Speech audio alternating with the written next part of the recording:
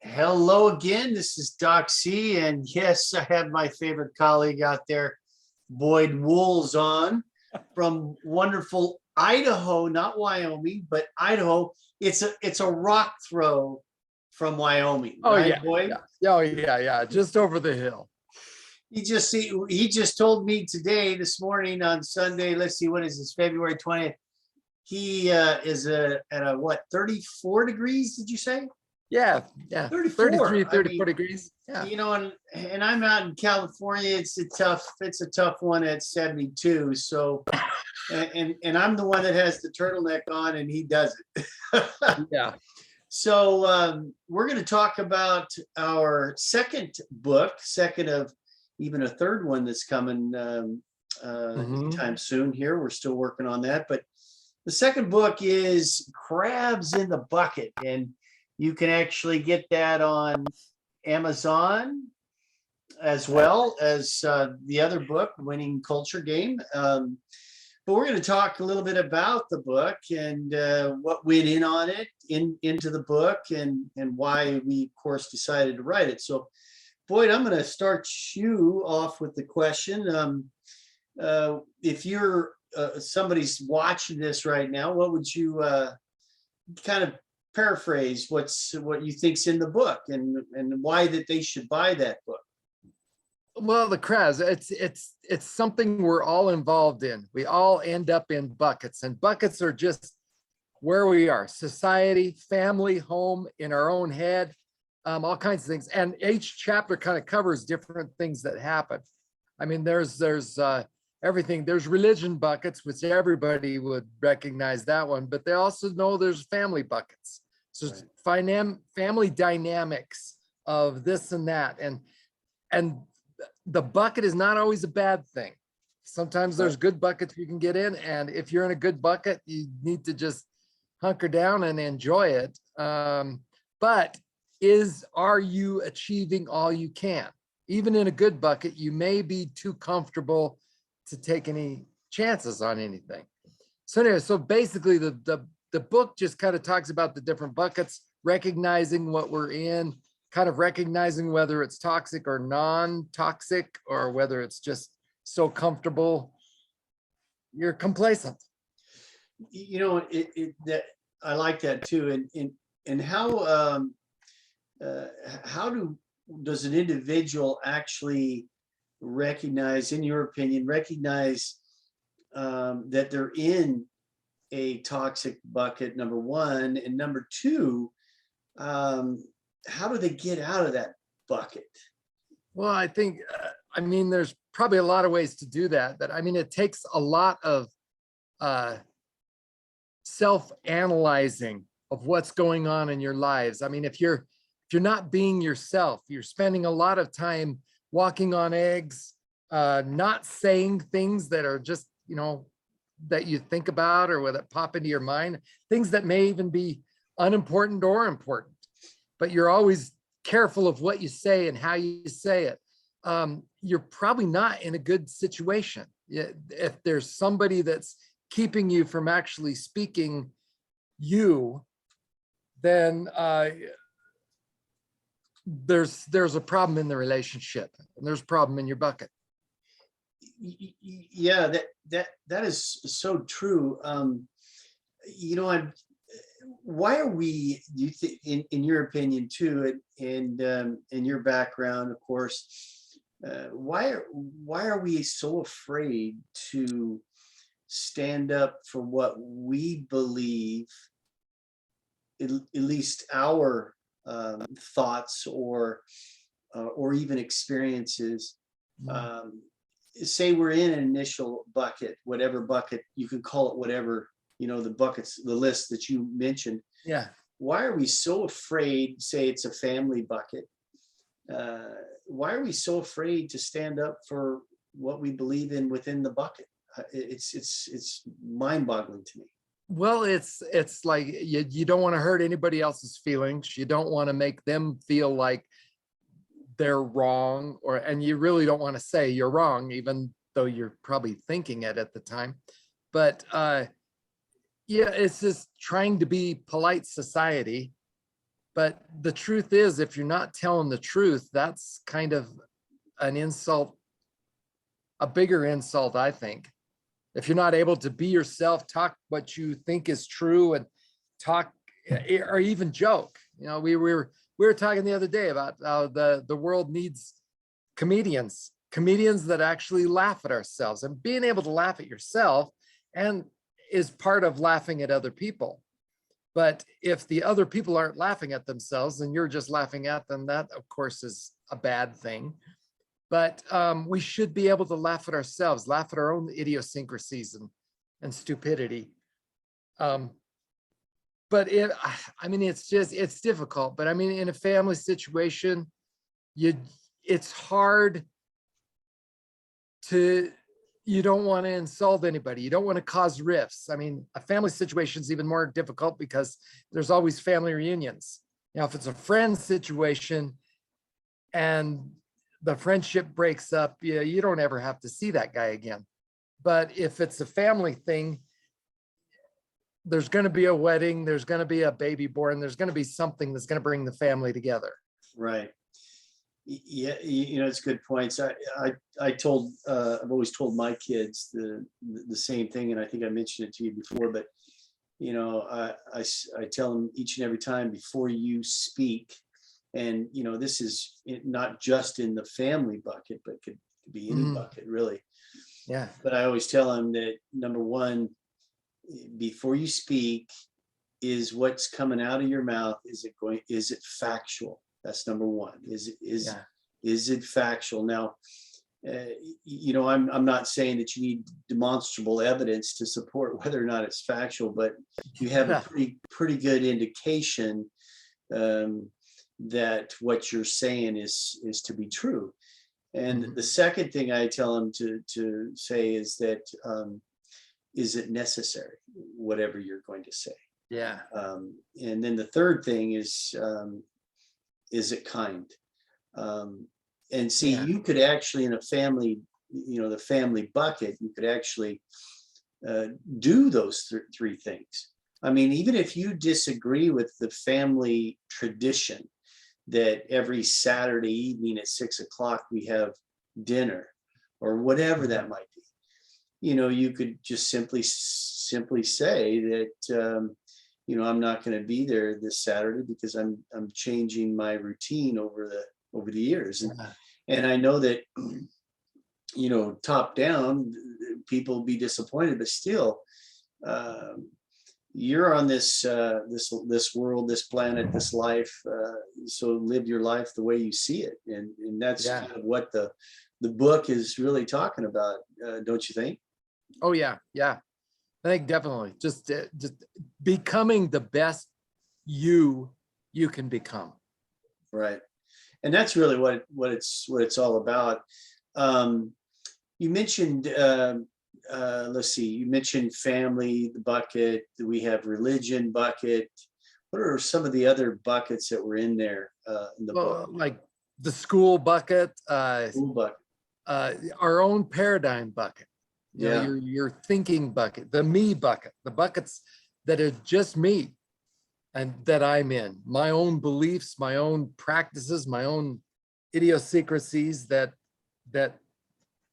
might be keeping me from being better at what I'm doing. And that's true for all of us. You're absolutely correct. You're absolutely correct. The day that you think that you've figured it out, think twice. Yeah. You know, the old great philosopher Socrates said, you know, I'm the wisest man in the world, for I know nothing. And you know, when you're a kid studying Socrates in a philosophy class, you really don't quite understand that, because the information that you know, as you travel through that bucket, the school bucket, you try to, it's a competitive bucket. It's a competitive bucket. And so what, you know, it's really kind of, you know, it's just like sports, and you try to gain this information to show your friends, family, colleagues, whoever, that you've actually acquired this new knowledge and you want to demonstrate it. But ultimately what you're actually doing, you really don't know what you think you do know.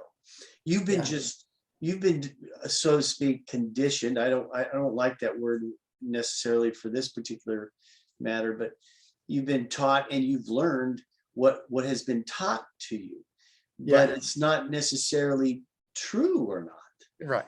And it's Um, not necessarily the best thing for your world, for that's your right. life moving That, ahead. that's right. I mean, Um, and then the school, but with the school buckets, there's social buckets, oh the yeah, society buckets that we're in. I mean, Curtis, you and I mean, yeah, in junior high school, we were both in sports. We were all together and everything. But then we got into high school and you went into sports, I went into the arts, and we were in separate buckets. And for separate. some reason, whatever it is, those two worlds, neither of the twine shall meet. It's like we were in completely different worlds. We were in the same class. Wasn't that big of a high school. It was pretty good size, but still it was, we didn't associate in the same groups. We didn't hang out together. We didn't do No, anything together. We were never, there was no animosity, no, but there not was at all. no friendship either. So, and which is sad because I think we missed out on a lot of years there. Well, they say that your high school group, so to speak, consists of maybe 6, 7, 8 people. Yeah. Yeah. And And that's true. that is, you kind of hang around and gravitate towards that grouping.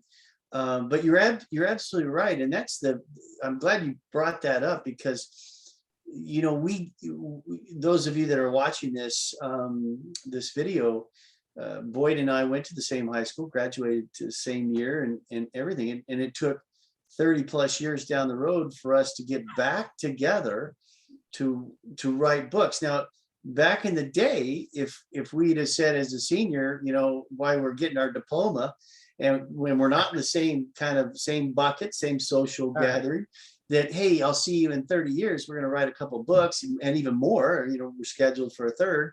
Yeah. We'd probably look at one another saying, oh my, that's just Forget it. a bunch of BS. But Yeah.